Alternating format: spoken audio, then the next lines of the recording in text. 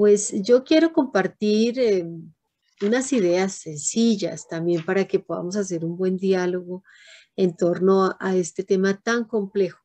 Nada fácil hablar hoy de la familia y hablar de las crisis por las que está atravesando las familias, no solo por la pandemia, porque digamos el tema de la pandemia nos permitió ver algunos aspectos y las crisis sociales. Ustedes saben muy bien, no solamente en Colombia, también en muchos países de América Latina estamos viviendo unas crisis sociales muy fuertes por los migrantes, por las situaciones de pobreza, por las situaciones de violencia que hemos vivido por muchos años. Tiene una historia de violencia muy larga. Eh, entonces, pues voy a compartir algunas ideas de mi reflexión en torno a este tema. Eh, Voy a presentar unas diapositivas como para hacer un poco más amable la presentación, ¿sí? Y poder como compartir y también invitarlas a que después tengamos un diálogo, que podamos compartir estas imágenes, podamos dialogar en torno al tema. Yo he querido hablar de la resiliencia en tiempos de crisis como una mirada, por eso esta imagen no es solamente un adorno de la diapositiva, es una mirada a esa realidad que a veces la vemos lejana, como en esa en panorámica, pero que sabemos que está muy cercana, que nos toca a todos, ¿no? Entonces, pues he querido sencillamente unas ideas. El punto de partida es qué conocemos. Ya todas conocemos algunos aspectos de esta realidad común. ¿Qué sabemos? Yo voy a poner algunas ideas para que luego los podamos dialogar. ¿Qué es aquello ya conocido de esta realidad compleja que vemos, que no es, digamos, de un sector? Porque hoy hablamos de la realidad de la complejidad, donde ninguna familia está aislada, sino que los elementos de la complejidad tocan de algunas maneras, nos tocan a todos. ¿Qué sabemos? ¿Qué es aquello ya como conocido? Pues he puesto como unas notas allí sencillas, pero ustedes también pueden ayudar a complementarlas. Sabemos que no existen familias perfectas. Sabemos que esperar una familia perfecta es algo irrealizable, precisamente porque no existen personas perfectas, ni padres, ni madres, e hijos perfectos, ¿no? Todos somos seres humanos, cometemos errores, tenemos nuestras limitaciones y unas miradas muy parciales del mundo. También sabemos que en cualquier momento y en cualquier lugar, el grupo familiar está expuesto a situaciones de adversidad. Todas las familias, independientemente de cómo estén conformadas, en algún momento van a tener que enfrentar pérdidas y sufrimientos. Ninguna familia puede decir, nosotros ya compramos un seguro contra el sufrimiento, estamos exentos de pasar por una adversidad o una pérdida emocional, económica, de salud, ¿no? A eso todos nos enfrentamos. También sabemos que algunas familias pueden salir más fortalecidas de esta situación y algunas otras, tristemente, se desintegran como familia. Los hijos se van ante, por ejemplo, la muerte de un ser querido en la familia y la familia rompe esa red de apoyo y hasta ahí llegó la familia. Esas son cosas que ya sabemos y que la pandemia ha afectado a las familias.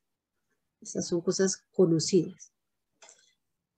Sobre esto que ya conocemos, pues yo quisiera también ofrecer algunas ideas sobre esa mirada un poco más estructural, lo que afecta en los elementos económicos, sociales y culturales que pueden de alguna manera propiciar o limitar los procesos de resiliencia en la vida de las familias.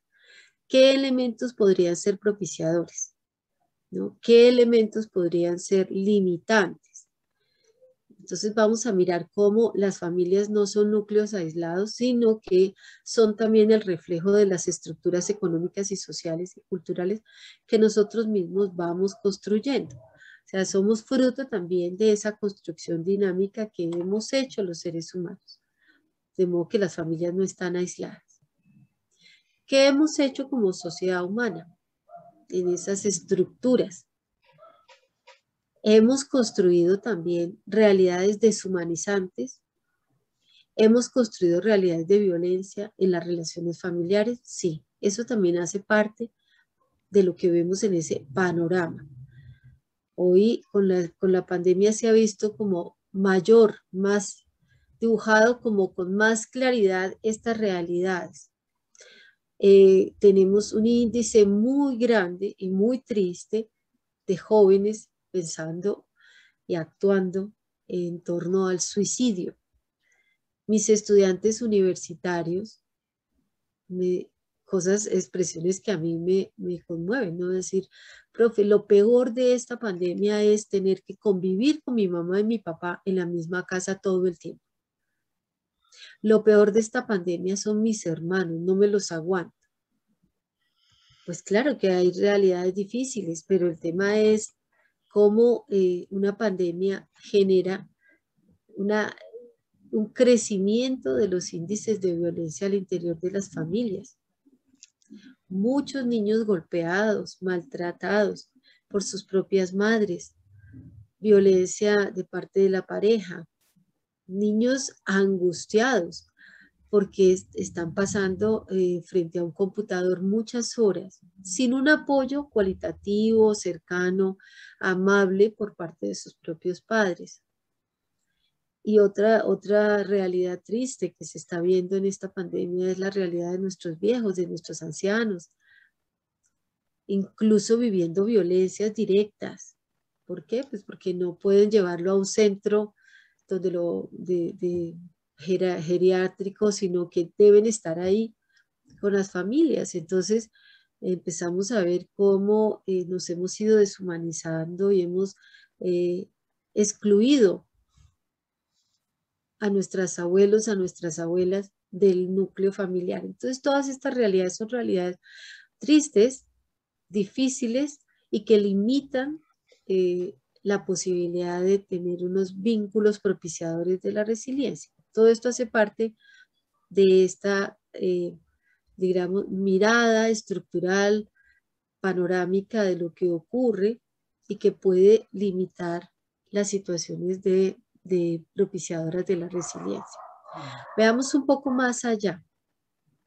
¿Qué es aquello que hace que esto que hemos visto en panorama nos pueda llevar a preguntarnos, bueno, ¿y dónde está el origen? ¿Dónde está el origen de estas maneras de relación? Entonces yo he querido traer aquí como invitada de esta charla a una maravillosa mujer para que nos dé algunas luces sobre la manera como hemos construido las relaciones familiares.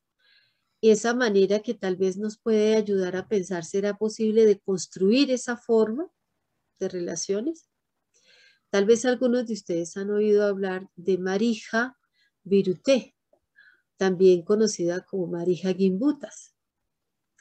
Ay, a mí me fascina, yo estoy fans de esta mujer porque me parece que fue tan valiente. ¿Quién es Marija Gimbutas?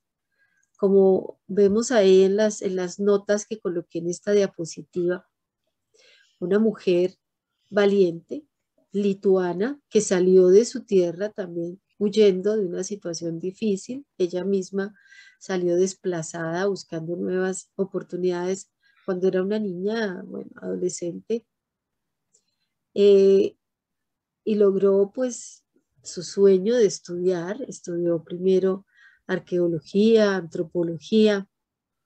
Ella intentó pues ella fue a Estados Unidos después de estar un tiempo en Europa, fue a Estados Unidos y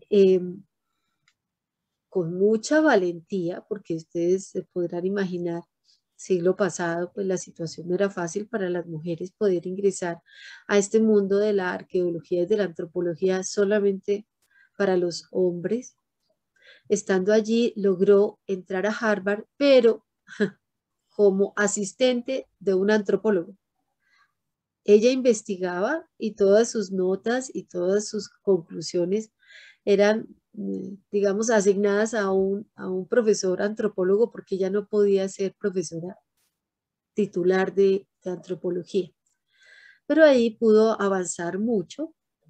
Sin embargo, tomó una decisión difícil y fue renunciar a esta asistencia académica y fue después a Florida, a una universidad más pequeña, pero mucho más abierta, que le permitió a ella investigar un poquito como su contexto vital. ¿Qué fue lo que ella investigó? Estando ya allí, pues pudo organizar unas visitas muy interesantes a lugares arqueológicos de Italia y de las islas italianas, y también algunos lugares de Alemania y otros lugares como del centro de Europa.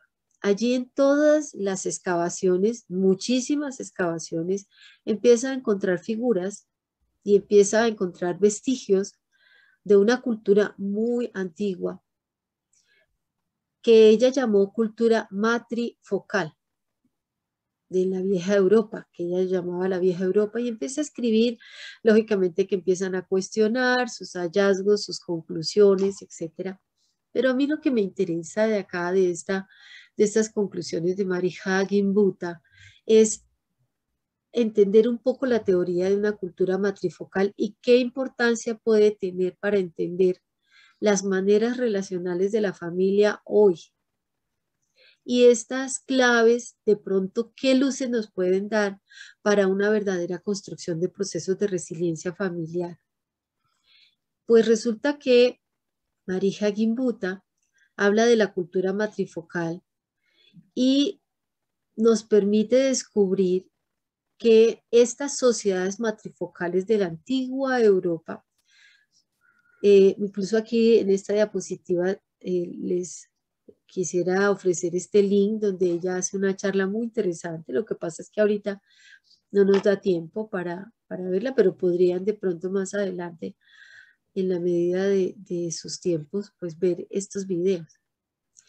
¿Qué es lo que Marija Gimbutas señala? En todas esas muchísimos vestigios arqueológicos, figuras, etcétera, habla de unas sociedades que se centraban en el cuidado de la vida. Por eso lo llama matrifocal. No es igual a hablar de matriarcados. No eran matriarcados. No era el poder de las mujeres, sino toda una comunidad donde hombres y mujeres están centrados en el cuidado de la tierra que les da vida, están centrados en el cuidado de los animales que les provee alimento, pero lo ven desde un respeto por la vida. Sociedades, grupos sociales muy grandes, no pequeñas tribus, sino grupos grandes, eh, que muestran cómo en sus vestigios arqueológicos herramientas para la agricultura, no para la guerra. Entonces habla de esta matrifocalidad en torno a el cuidado de la vida y la vida misma, el misterio de la vida. Por eso las abuelas eran tan importantes en estos grupos matrifocales, porque ellas tenían la sabiduría frente a cómo cuidar esas pequeñas vidas que venían, o grandes vidas de los pequeños, y entonces ayudaban a cuidar a los más chiquitos y también a las madres para que aprendieran a cuidar. Y los hombres, los varones dentro del grupo, en todas esas figuras y en todas esas pinturas que encontraron, pues se veían sus actividades en función de cuidar la vida. Estas sociedades, diríamos, serían posibles. Eso es lo que yo quiero mostrar. Es posible sociedades matrifocales.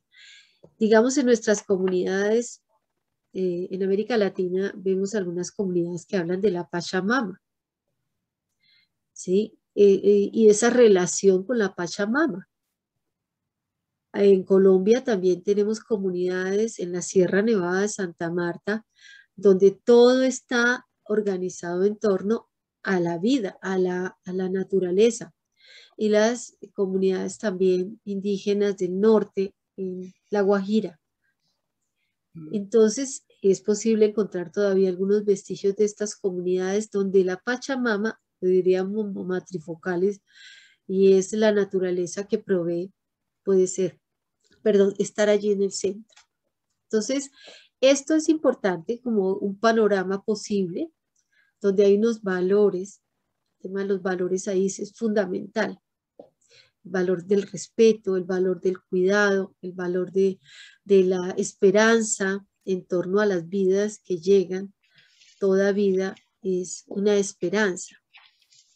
Entonces, ¿qué es lo que Marija Cambuta nos dice? Que existen otras comunidades más al norte de Europa que tienen otras lógicas. Esas lógicas están centradas en la fuerza física, en el poder y la guerra. Esas otras comunidades que tienen la lógica del sometimiento están centradas más en la fuerza de los varones y del dominio que los varones pueden tener. Entonces, otra lógica completamente distinta a la sociedad matrifocal, porque aquí el centro no es la vida, aquí el centro es el poder, el control.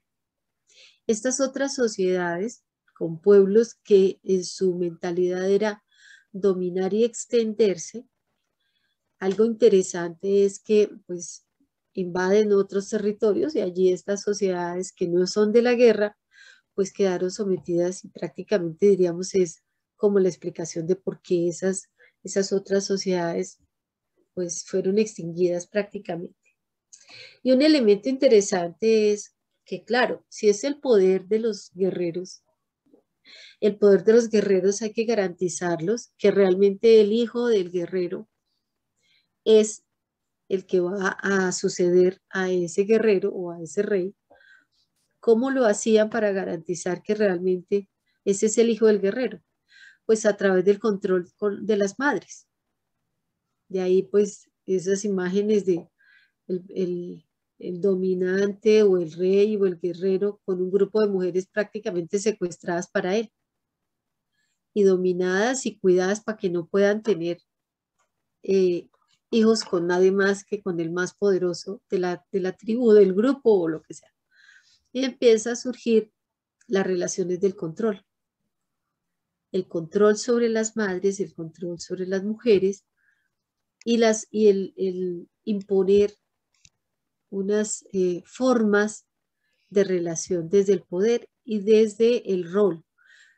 Su papel fundamental es garantizar hijos fuertes para el, el guerrero y para que así pueda tener una descendencia poderosa garantizada. Esas dos maneras de entender, pues hasta hoy siguen teniendo vigencia. Sin embargo, la sociedad matrifocal está relegada a muy poquiticos grupos en la actualidad. Sin embargo, la sociedad patrifocal es la que nos ha llegado en nuestras maneras culturales de actuación. Entonces diríamos, en estas sociedades patrifocales donde el poder está en el centro, muy difícilmente vamos a construir allí redes de apoyo, ayuda mutua, cuidado de la vida. ¿Por qué? Porque es algo que se impone, el poder de parte de los que tienen más fuerza, de muchas maneras, fuerza física o de otras maneras, fuerza económica. Son dos cosmovisiones que entran en tensión y que las vemos en la vida cotidiana. Dos cosmovisiones que entran en tensión. ¿Por qué?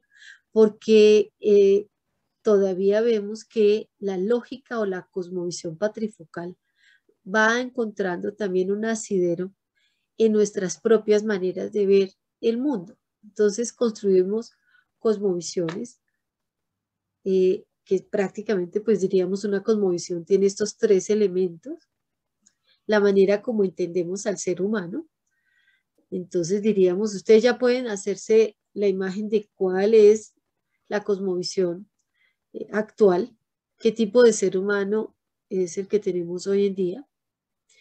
Cuando hablamos de la imagen de Dios, estamos hablando de la imagen de lo trascendente, de Dios o de dioses. No necesariamente religioso es esta imagen, pero es una imagen de lo trascendente, de aquello que va más allá de la realidad humana y también de la imagen del mundo. Estas tres elementos constituyen cosmovisiones diversas. En el mundo hay muchas cosmovisiones y hacen construcciones sociales distintas dependiendo de la cosmovisión. La cosmovisión matrifocal pues tiene unas connotaciones muy distintas porque el ser humano entonces es para el cuidado, está en función de la vida, la imagen de un Dios que provee la vida, incluso puede ser con una imagen femenina, no necesariamente una imagen masculina, o no necesariamente una imagen ni femenina ni masculina, sino una imagen de un Dios que da vida. Y la imagen del mundo es el mundo para cuidarlo, el mundo que provee, el mundo que permite las relaciones con la naturaleza y entre los hombres para cuidar la vida. Muy distinta a la cosmovisión patriarcal, donde ya podemos pensar en cuáles son los tres elementos de esa cosmovisión patriarcal. Entonces, unos seres humanos que dominan y otros que obedecen, etc. Las distintas cosmovisiones, pues diríamos, son el piso de las relaciones sociales actuales. ¿Sí? Esas diversas cosmovisiones pues dan también maneras distintas de relación. ¿A qué hoy? A que hoy también tenemos esas cosmovisiones y hoy podemos hablar como de ese mecanismo complejo donde hay cosmovisiones capitalistas neoliberales. ¿Cómo será esa cosmovisión capitalista neoliberal? ¿Cómo es la visión de ser humano? ¿Cómo es la visión de Dios y cómo es la visión de mundo en esta cosmovisión capitalista? Lógicamente, el ser humano no está en el centro, es el capital, es la posibilidad de producción, de confort, de riquezas que se acumulan. También puede haber cosmovisiones tecnológicas, también puede haber cosmovisiones religiosas, etcétera. O sea, hay distintas cosmovisiones, todas muy complejas. Como dice Froma Walsh, maravillosa autora del libro La resiliencia familiar, que nos ha enriquecido muchísimo a quienes hemos investigado temas de resiliencia familiar. Ella habla cómo las cosmovisiones generan sistemas de creencias. O sea, la cosmovisión no se queda solita, la cosmovisión genera maneras de creer en los otros y creer en nosotros mismos. Genera valores. Una cosmovisión, por ejemplo, capitalista, pues, ¿cuál es el mayor valor? Genera convicciones sobre el poder, sobre las relaciones, sobre el papel de los hijos, actitudes, maneras de estar con el otro. Y, por ejemplo, controlar los tiempos. Esos son maneras, actitudes, tendencias y supuestos. Aquí por eso he puesto estas imágenes, pensando un poco en cómo las cosmovisiones van generando sistemas de creencias también cambiantes. Estas son imágenes de mujeres que han ganado Nobel, que han ganado el Nobel de literatura, de ciencia, de medicina, ¿no? Entonces, por ejemplo, Rita Levi Montalcini, una gran mujer de 103 años, que ella cuando murió tenía 103 años, hizo un gran descubrimiento de neurociencias y resulta que solamente en el año 86, después de más de 20 y pico de años de haber hecho su descubrimiento, le aceptaron que todo el proceso de la apoptosis, que es la manera como nuestras neuronas se reorganizan, diríamos hoy resiliencia cerebral, pensaban que una mujer no podía hacer semejante descubrimiento sin tener todos los recursos científicos de grandes laboratorios. Y solo en el año 86 le reconocieron y le dieron el Nobel de Medicina. ¿Por qué? Por un sistema de creencias, unos supuestos, el supuesto que las mujeres pues no pueden trabajar en ciencias o que las mujeres somos bruticas, entonces eso retardó que le dieran a ella el premio Nobel de Medicina y les pasó a muchas mujeres que hasta hoy se pone en entredicho la inteligencia femenina. Entonces, por eso los sistemas de creencias que están basados en cosmovisiones han generado también dentro de las familias una serie de relaciones desiguales, una serie de relaciones de sometimiento. Y los sistemas de creencias pues son compartidos entre hombres y mujeres que tienen el mismo sistema de creencia y por lo tanto se generan unas actitudes, unos comportamientos que son los que están sustentando lo que hoy hablaríamos como sistemas de creencias patriarcales o machistas dentro de las familias. Entonces, pues eso ha llevado a que las mujeres tomen decisiones como no estudio o como esto es solamente para los hombres, etcétera, que lo vimos vivir en nuestras abuelas, en nuestras madres y en muchas mujeres en la actualidad. Nosotras que estamos acá podemos decir, ¿por qué nosotras sí logramos tener un doctorado? ¿Por qué nosotras sí logramos entrar a la universidad y ser profesoras universitarias o estar en el campo de la pedagogía, de la psicología? No fue porque nos regalaron nada, ¿no? Mucho esfuerzo, muchas luchas, mucho que no solamente hacerlo, sino también que demostrarlo, ¿sí? Entonces, ¿por qué? Porque hay unos supuestos, hay unas convicciones, unas actitudes que limitaron. Yo, por ejemplo, les puedo decir que al meterme en el campo de la teología católica, además, pues he visto no solamente en mi experiencia, sino también en la experiencia de muchas de mis colegas, qué difícil entrar al campo teológico que ha estado siempre vetado para las mujeres. Y entonces hacer producción teológica, hacer análisis bíblico o decir algo en torno a la teología es campo de hombres.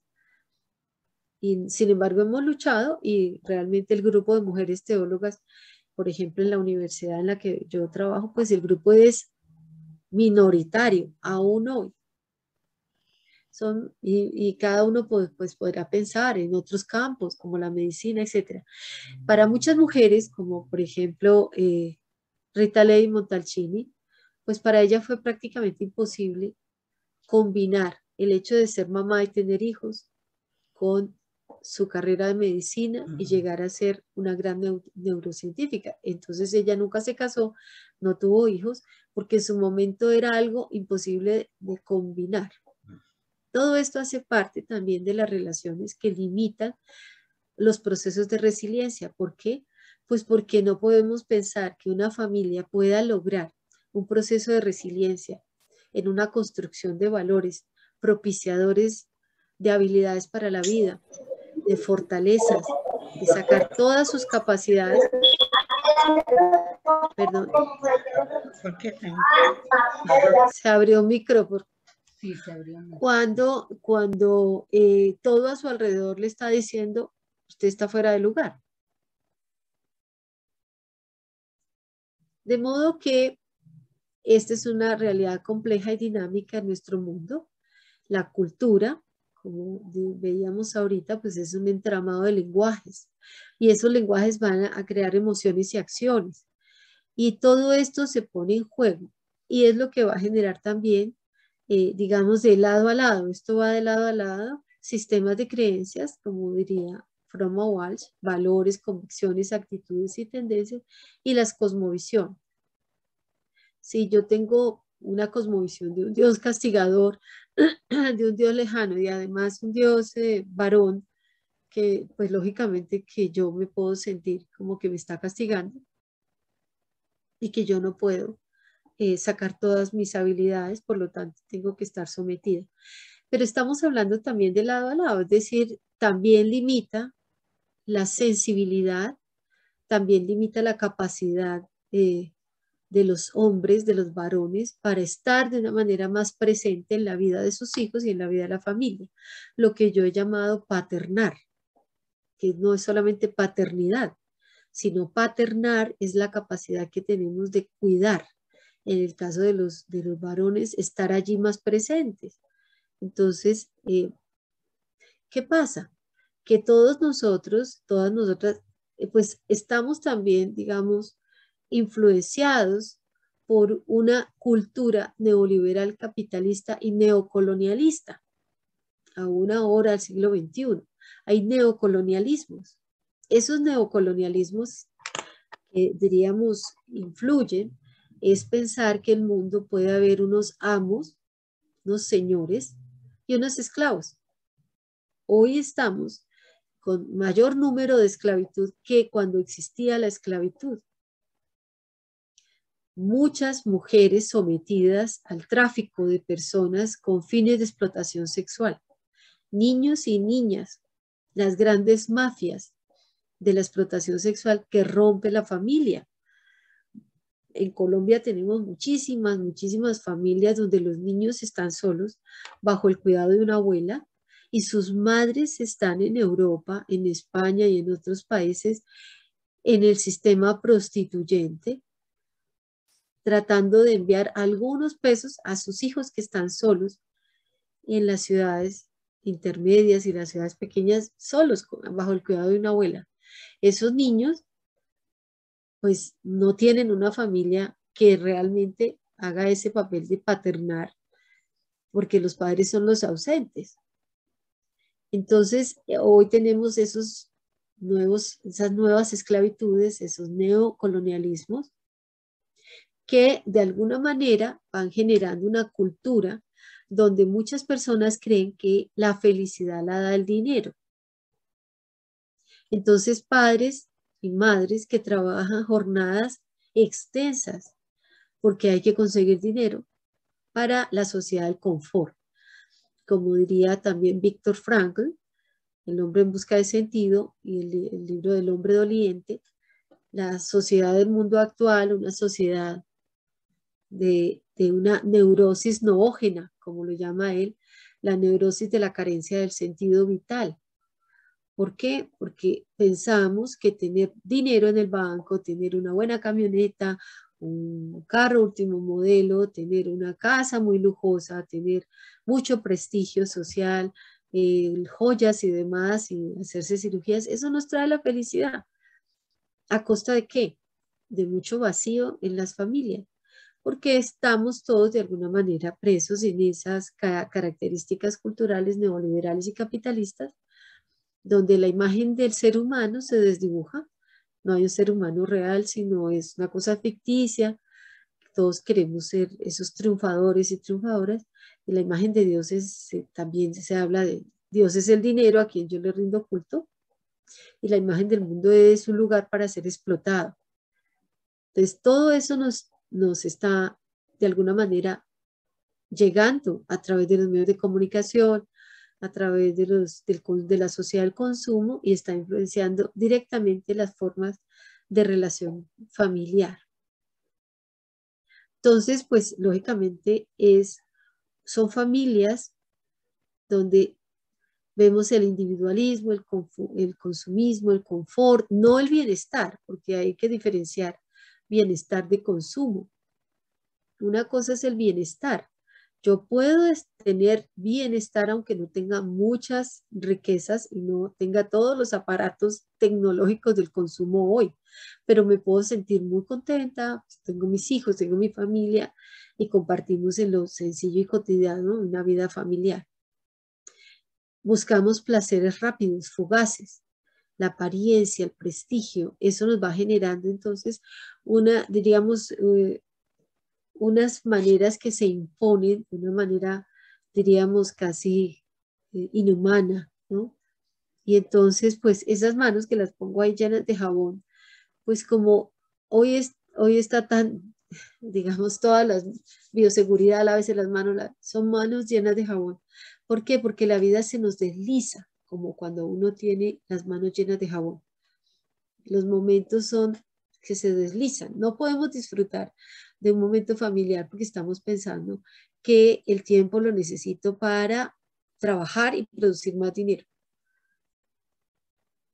Hoy en día que los niños han tenido que estar frente a los computadores en sus clases virtuales, necesitan de la presencia de los papás, necesitan de la presencia de las mamás, necesitan de la presencia de la familia. pero muchos padres se han visto en conflictos y se ha aumentado la violencia contra los niños porque el niño tiene que aprender rápido. Es que usted le dan coscorrones porque usted no aprende rápido. Y dele, dele. ¿Por qué? Porque yo necesito mi tiempo para trabajar y para producir. Usted me desespera, entonces los papás ya no tienen la paciencia suficiente y se han visto grandes situaciones de violencia contra los niños porque los papás están angustiados de ver que hay que dedicarle al niño 2 o 3 horas, que es lo que normalmente durante el tiempo de la pandemia necesitaban y no lo hacen. Entonces, todo esto es ¿por qué? Porque queremos lo rápido, lo fugaz. Y estar confortable significa no tener problemas. Estar confortable es que no me molesten. Estar confortable es yo no dar mi tiempo para nada porque mi tiempo es mío. Incluso padres de familia que piensan que los hijos son un estorbo. Entonces es mejor tener una mascota porque pues total ellos no piden tanto. Entonces estamos cambiando como las formas de relación y estamos haciendo unas formas de relación. Entre menos dificultades me ofrezcan estos hijos, mejor. Entonces el hijo se ve como un complique, quedar embarazada es un problema y se está resolviendo mi confort y mi necesidad de estar en mi mundo individualista y tranquilo, entre paréntesis, del no tener grandes obligaciones. Una manera para resolver mi situación de confort y estar tranquila es incluso utilizar el aborto como una manera para zafarse de esa obligación. Entonces, no, porque yo en este momento no puedo tener hijos porque estoy empeñada en mi trabajo o estoy empeñada en mi riqueza individual. Todo esto es para que lo discutamos. Yo estoy planteando algunas situaciones que precisamente nos llevarán a pensar qué es esto del tema de la familia y por qué estamos como presos dentro de la sociedad del consumo. Esta imagen que estoy colocando ahí detrás, hay una imagen de un escaparate de supermercado. ¿Sí? Tantas ofertas que nos hacen. Vamos a un supermercado a comprar café y son como 20 diferentes estilos de café. Por lo menos Colombia, que es un país cafetero, entonces uno puede encontrar café cafeinado, descafeinado, liofilizado, café oscuro, medio, más fuerte, más. Entonces, a ver, me demoro media hora porque me confundo. Yo quisiera tenerlo todo y la sociedad de consumo nos ofrece cada vez más cosas y la gente quiere tenerlo todo. No sabemos que a veces no se puede tener todo, hay que tomar opciones. De modo que el sistema capitalista, neoliberal, patriarcalista, moderno, esos sistemas patriarcales anulan de alguna manera esas dimensiones humanas y entonces nos vamos volviendo objetos manipulables del mercado, objetos manipulables del consumo. Se olvida de esas múltiples dimensiones del ser humano, como lo dice Francesco Torralba en un libro maravilloso que se llama Antropología del Cuidar. Nos olvidamos que el ser humano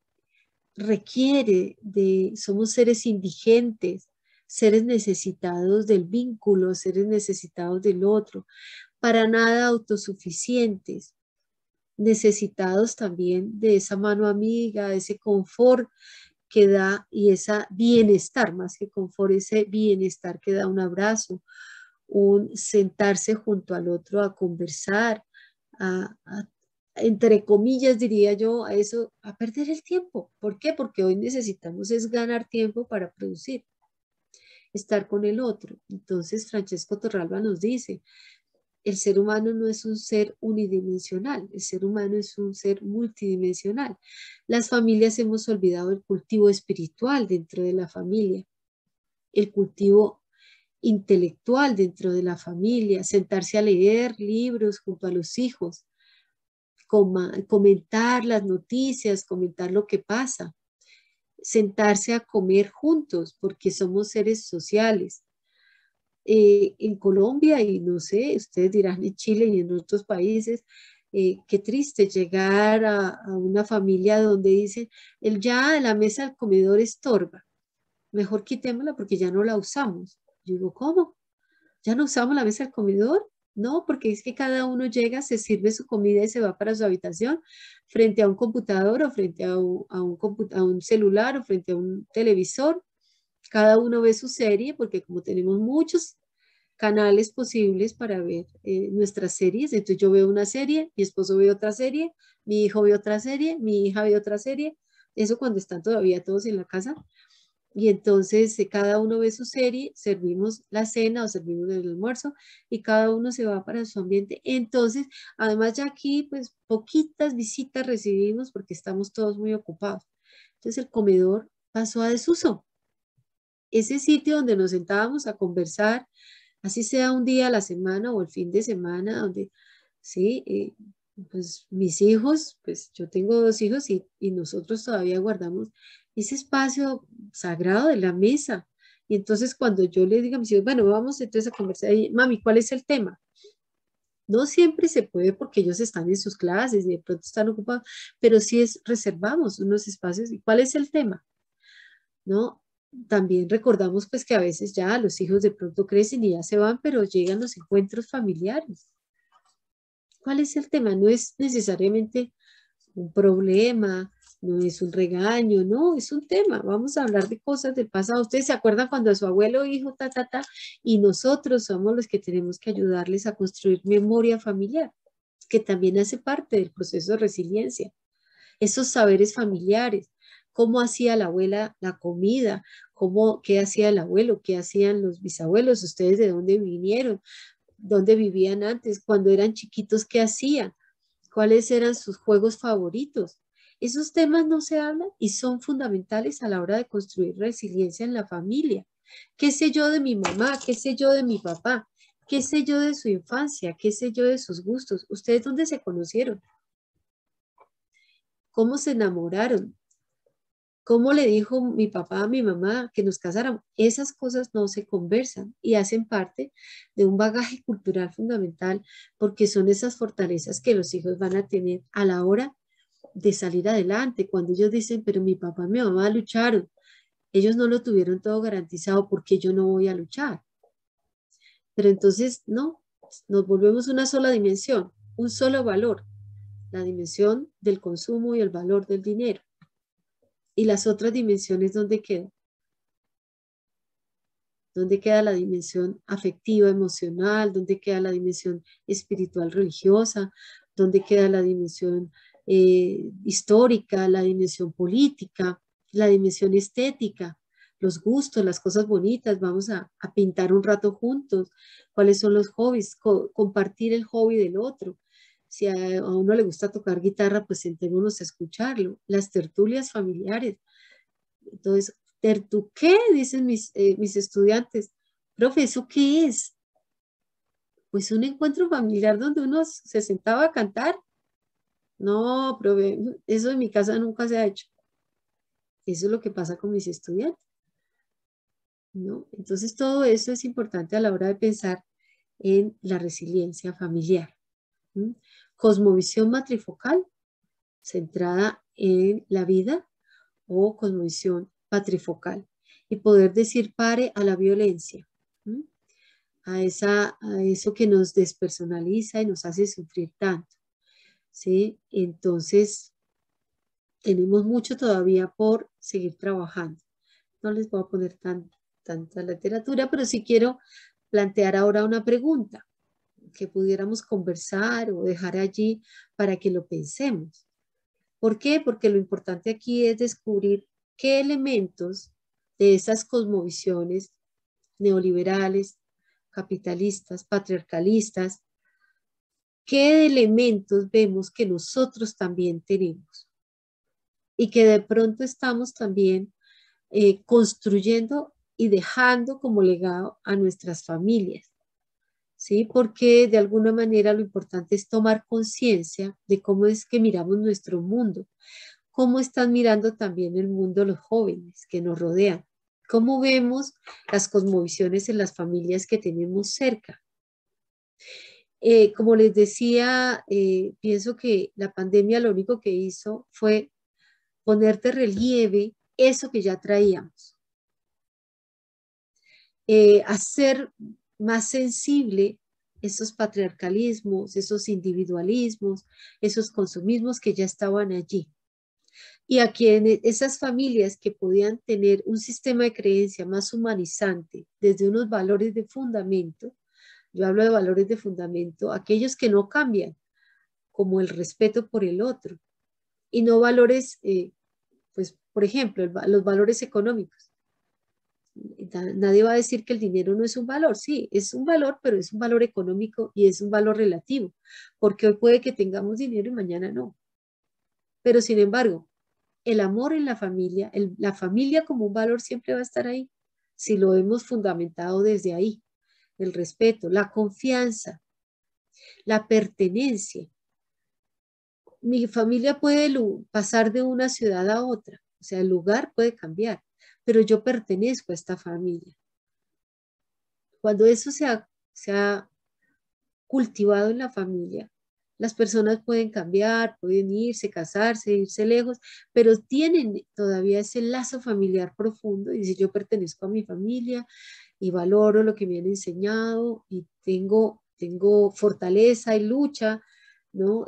Valores como la disciplina, el poder tener un orden familiar, no es algo que se impone, es algo fundamental porque me da estructura. Los valores generan estructura y hace parte de la resiliencia familiar. Una estructura que hace que esa familia se sostenga aún en las situaciones más difíciles. Una estructura hecha por la responsabilidad, hecha por el amor, hecha por la felicidad, por la esperanza, como valores de fundamento, no cambiantes. Lo estético es un valor cambiante, lo económico es un valor cambiante, pero estos son valores de fundamento. Entonces, pues yo creo, María Angélica, que dejo aquí para que podamos de pronto, no sé cuánto tiempo tengo más, para poder conversar un poquito sobre estas ideas que he querido plantear hoy en torno a la resiliencia familiar y de pronto esta pregunta.